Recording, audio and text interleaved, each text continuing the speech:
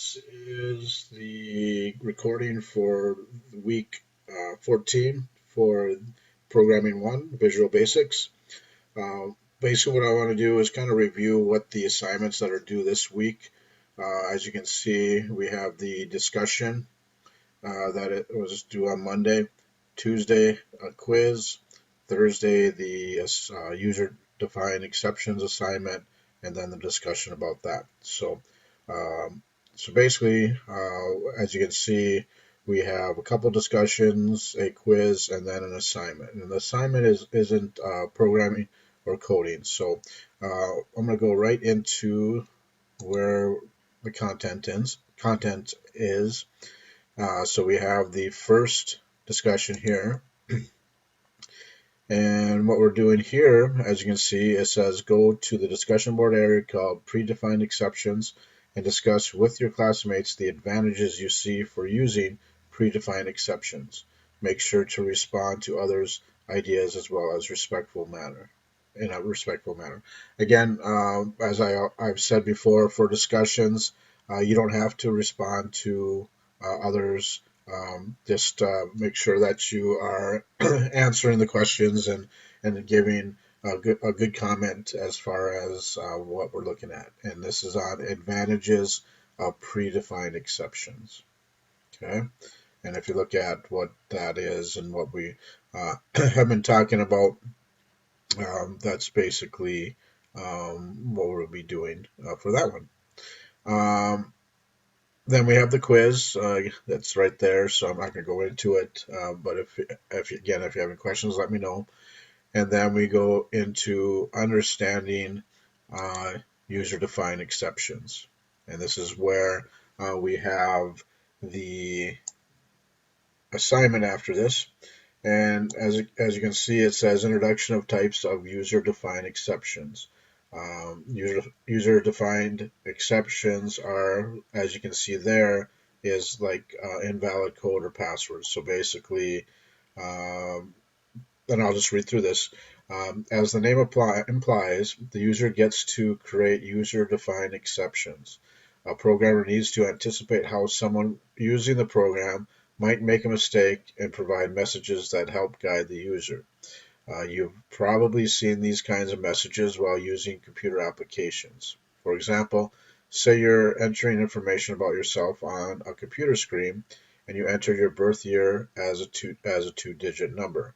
The computer may respond with a message saying you must enter a four-digit number for the birth date or birth year. So basically, what that is it defines um, the error and what it should be. So, like it says here in this example, it's a pretty good example.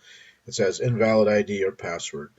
Please try again using your full Yahoo ID and type the text you see in the picture below. So basically, as you can see, um, it allows you to kind of understand more what you're supposed to put in there. And username and password is a great example of a user-defined exception when you are doing that. Okay. Um, as you can see, here's the example here. Another example where a user-defined exception is needed. Is needed uh, is when someone enters the wrong password. That's what I already mentioned there. If you put the wrong password, it'll give you um, a message saying it was incorrect. And as you can see there. Um, then here's keywords for user-defined exemptions. I'm not going to go through this one. Again, you can go through that on your own. Here's an example of a program that will do that for you, a user-defined program. Um, as you can see, it says no is even, exception no is odd, and all those type of things. So as you can see, this would be a program that you uh, would use that for. And what this program would do is the program checks whether y is divided by 2. If it is perfectly divisible by 2, the program prints even, if not odd. Okay, so that's what that does. Okay, and here's this little practice activities. And here's the assignment. So now it's time to apply the information you have learned in this unit so far. Using the information and examples from the previous screens in the web, research and, uh, and find at least 5 examples of user-defined exemptions. Describe each exemption in detail and how it may be used. So basically what you want to do, you saw the example that we had there. There's actually 2 types, the invalid password and then also the wrong digits. You want 4 digits instead of 2 digits for your birth year.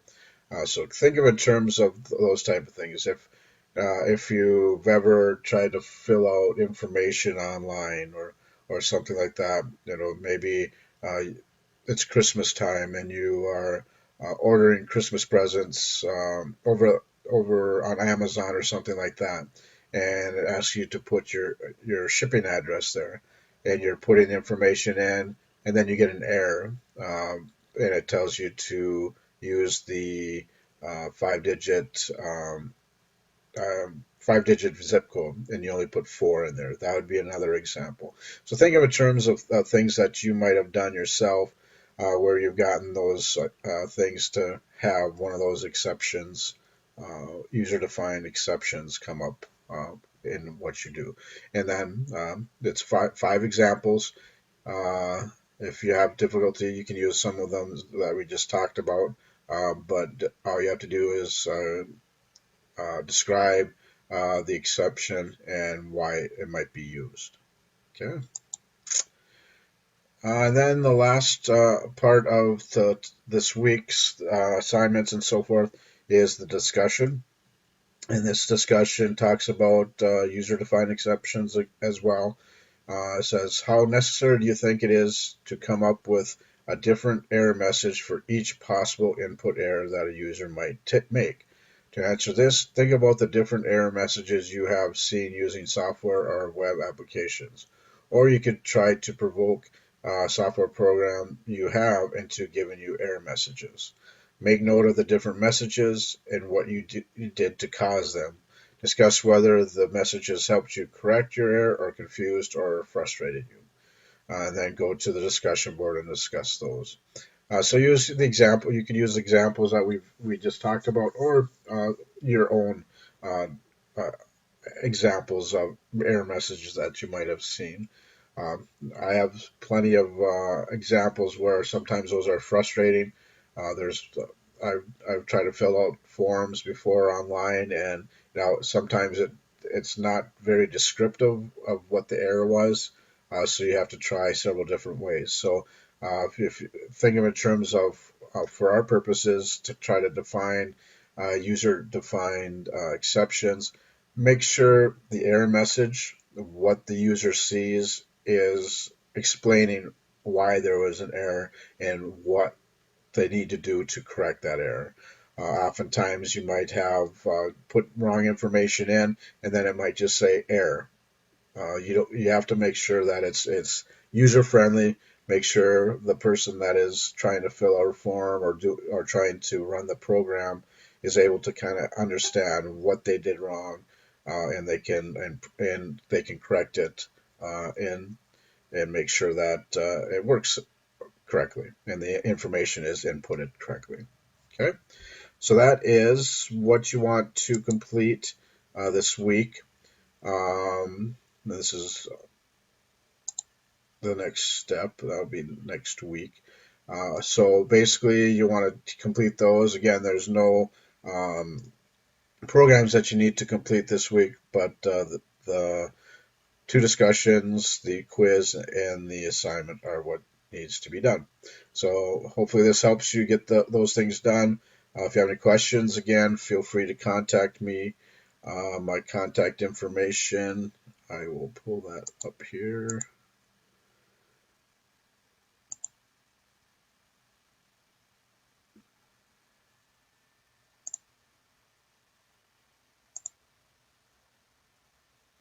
Right there.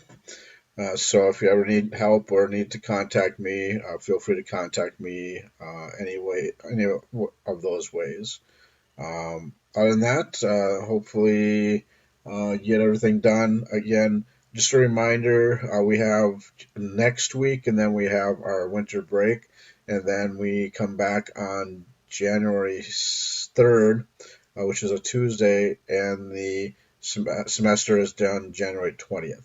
I accept all assignments all the way up to January 20th, so make sure that you are taking the opportunity to get caught up during the break if you need to, and hopefully everyone's doing well. So we'll talk to you guys soon, and have a good weekend.